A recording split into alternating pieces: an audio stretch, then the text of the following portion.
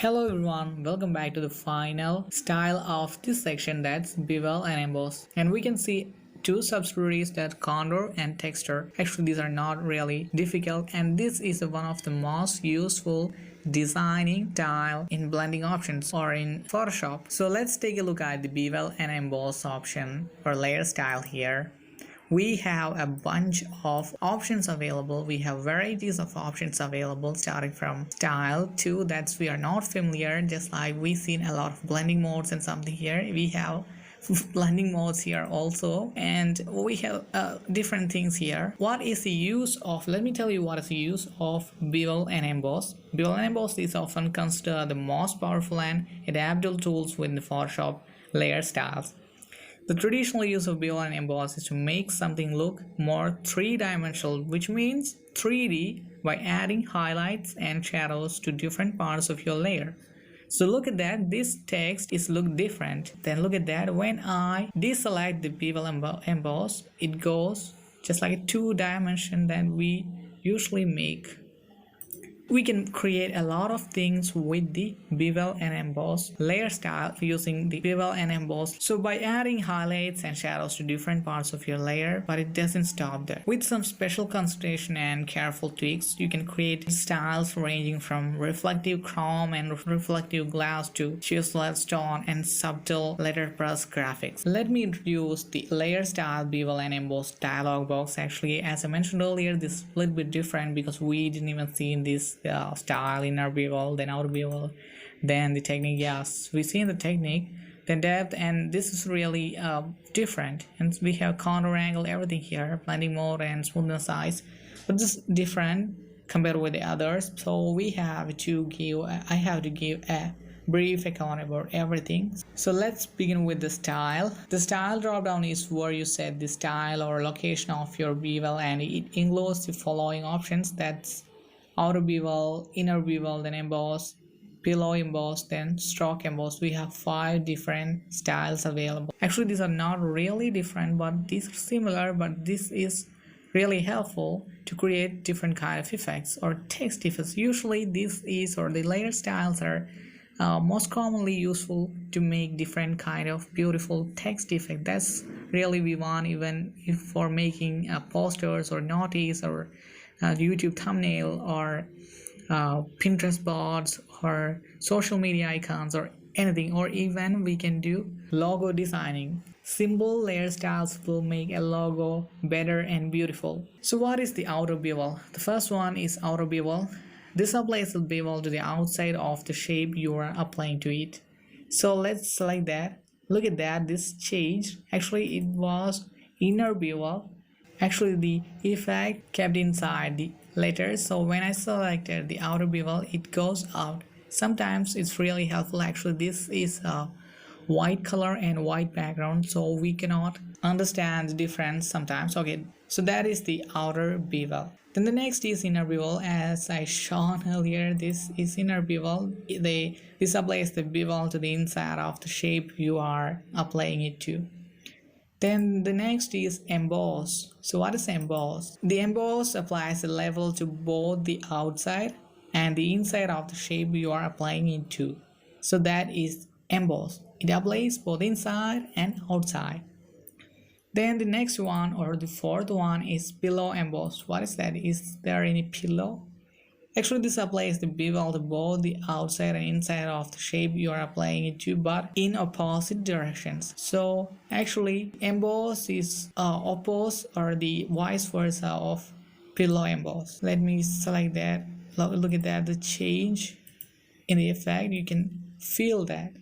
Then the last one is stroke emboss.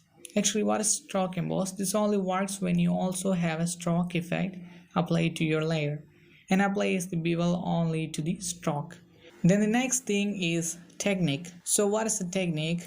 We have 3 drop down menus here, that's smooth, chisel hard, then chisel soft. The technique drop down menu allows you to set the overall shape of the bevel and emboss and includes the following options. That's a smooth, chisel hard, then chisel soft. So what is smooth is this setting creates a smooth rounded edge bevel. We already selected that, then we can select the chisel hard. Then go to the smooth one. So what happened, the edges are smooth. The setting creates a smooth, that's rounder edge bevel, edge. Then the next is chisel hard. What is chisel hard? This setting creates a hard chiseled edge bevel. This is really hard. I hope you can see that. This is really hard. When I select the smooth, this smooth edge, rounder, then chisel hard chiseled edge. Then the last one or the third one is chisel soft. So what will be chisel soft? This setting creates a rougher chiseled edge bevel. Look at that. Actually, I think this is not really beautiful for this font, but this is useful in many occasions. Okay, we covered the technique that's including smooth, chisel hard, and chisel soft. Okay, then the next thing is the depth. So what is the depth? The depth slider increases or decreases the apparent depth of the bevel and emboss. Actually, it increases and decreases the depth of bevel and emboss. Let's zoom in that, then we can do once again increasing. So it increases the bevel and emboss, then decreases, it goes back. Okay, this looks good. A lower number creates a less visible 3D effects, while a higher makes it more dramatic. So that is the difference. Then the next is direction. We know that the direction rotation button simply let you choose whether you want your bevel and emboss to appear to be extruded towards you or away from you. Look at that. I think this is better. Then the next is size. The size slider sets the overall size of the bevel and emboss. A lower number creates a smaller effect that stays closer to the edge of your shape, while a larger number increases the bevel and emboss coverage to a bigger area of your shape. Then the next is soften. What is soften? The soften slider allows you to soften any hard edges created by your bevel and emboss. It softens now. Let me zoom in, then we can go back. This is hard, then we can increase this. So it softens the edges.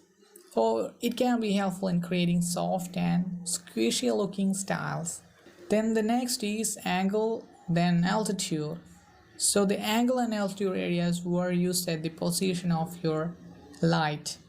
The angle set the horizontal position of your light source, and the altitude set the vertical position or apparent height of your light source. You can also drag the small crosshair around your editor lighthouse. You can also drag the small crosshair around to edit your light source without having to use numeric values. Let's change it. Okay, then it automatically changes when I go to 40. So the global light that's used global light checkbox will synchronize this setting with any other lighting later settings in your document, like inner and outer shadow. Then the next is contour, that's gloss contour. What is gloss contour? Actually, gloss contour is the secret to creating great glass and metal effects. The gloss contour sets the fall off of the shadows and highlights within our bevel and emboss. A linear contour, creates a natural looking fall off, while choosing something like style contour can create this kind of horrible effects. We can move to linear. So here also we can see an anti-alias checkbox will smooth out any jagged edges within your gloss if it's desired. We can see a small change. Okay, then the next is highlight mode, and we have opacity. The default mode is screen. There are two parts to lightening, highlights, and shadows here. You can see that. Then highlight mode drop down is where you set the blend mode for your highlights. Screen is the default setting, but you can also try linear dodge and color dodge for more dramatic effects. This is also where you set your highlight color. Most of the time you will leave it at white, but if you want to simulate different color light sources, you can change the highlight to have a tint of color. So the opacity slider that's adjusts the intensity of your highlight edges. Not it controls the transparency. It doesn't control the transparency. Then the next thing is shadow mode and opacity. The shadow mode drop down is where you set the blend mode for your shadows. Multiply is the default setting, but you can also try linear bond or color bond for more dramatic effects. This is also where you set your shadows color. Most of the time you leave it at black, but you can also achieve other subtle effects by using different tints of colors. Then here also the opacity color or slider adjusts the intensity of your shadows. When I increase the intensity of when I increase the opacity, the shadows goes more darker. So we can keep it in between 50. Okay. Then also you can make these default settings as default or reset to default. You can reset defaults, change like this. So this is the Bevel and Emboss dialog box. Actually this is really important. And also we have separate contour then texture dialog box coming, but we will discuss in the next videos, and we will do some useful creative examples using all the layer styles, and you can learn that and you can use for your career, maybe for making posters or notices for hobby or for anything.